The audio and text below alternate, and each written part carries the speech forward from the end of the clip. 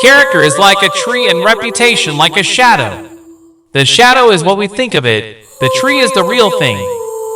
Sir, my concern is not whether God is on our side. My greatest concern is to be on God's side, for God is always right.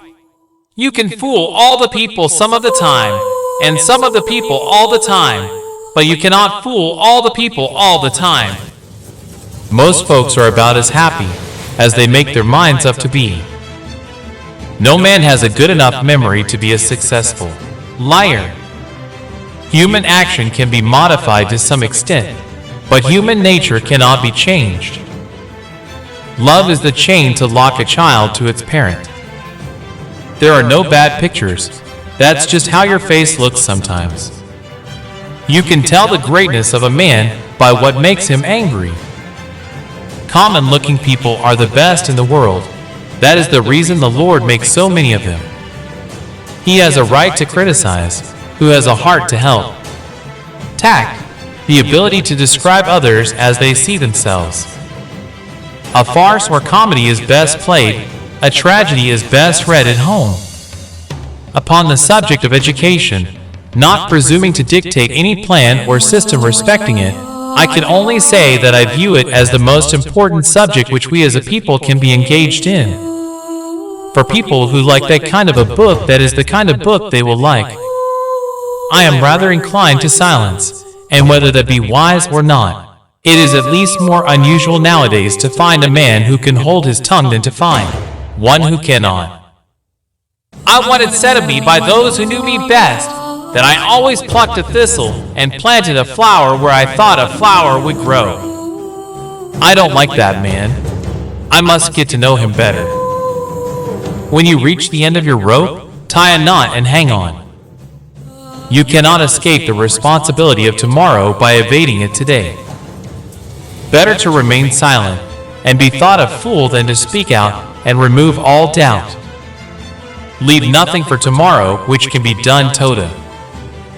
Adhere to your purpose, and you will soon feel as well as you ever did.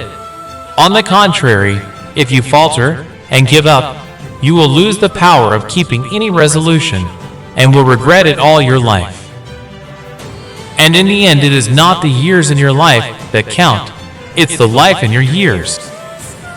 We can complain because rose bushes have thorns, or rejoice because thorn bushes have roses. Every man's happiness is his own responsibility. If I am killed, I can die but once, but to live in constant dread of it is to die over and over again. Nearly all men can stand adversity, but if you want to test a man's character, give him power. I would rather be a little nobody than to be an evil somebody. I have been driven many times upon my knees by the overwhelming conviction that I had nowhere else to go. My own wisdom, and that of all about me, seemed insufficient for that day. Always bear in mind that your own resolution to success is more important than any other thing. I'm a success today because I had a friend who believed in me, and I didn't have the heart to let him down. I have a congenital aversion to failure.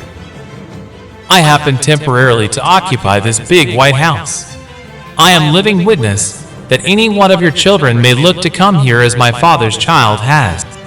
The greatest fine art of the future will be the making of a comfortable living from a small.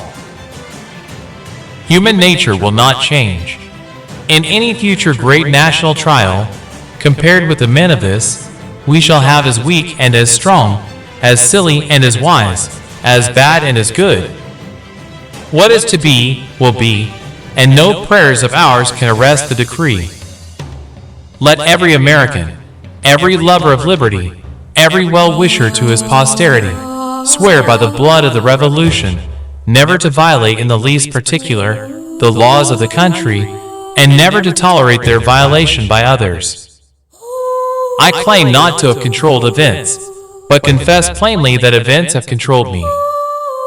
I know not how to aid you, save in the assurance of one of mature age, and much severe experience, that you cannot fail, if you resolutely determine that you will not.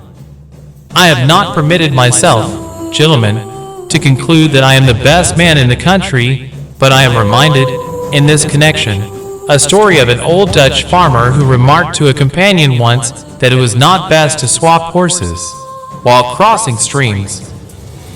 I have stepped out upon this platform that I may see you, and that you may see me, and in the arrangement I have the best of the bargain. The demon of intemperance ever seems to have delighted in sucking the blood of genius and of generosity. This is a world of compensations, and he who would be no slave must consent to have no slave.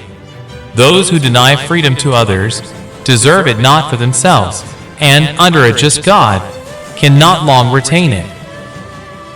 The one victory we can ever call complete will be that one which proclaims that there is not one slave or one drunkard on the face of God's green earth.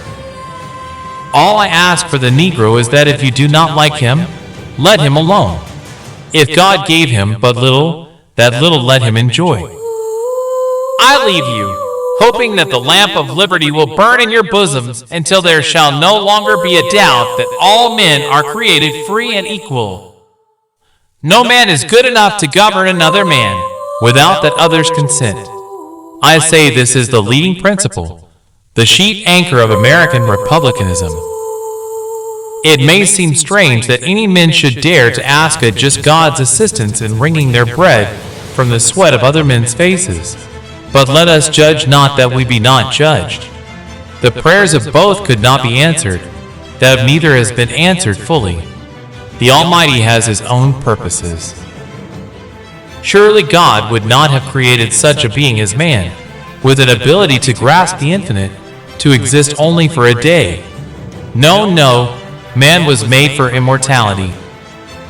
With malice toward none, with charity for all, with firmness in the right as God gives us to see the right, let us strive on to finish the work we are in, to bind up the nation's wounds, to care for him who shall have borne the battle, and for his widow and his orphan, to do all which may achieve and cherish a just and lasting peace, among ourselves and with all nations.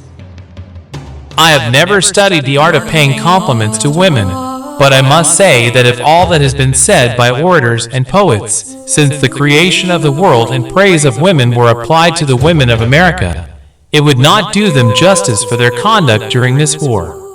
I will close by saying, God bless the women of America. In regard to this great book, I have but to say, it is the best gift God has given to man. All the good the Savior gave to the world was communicated through this book. The will of God prevails. In great contests, each party claims to act in accordance with the will of God. Both may be, and one must be, wrong. God cannot be for and against the same thing at the same time. In the present civil war, it is quite possible that God's purpose is something different from the purpose of either party. And yet, the human instrumentalities, working they do, best adaptation to effect His purpose.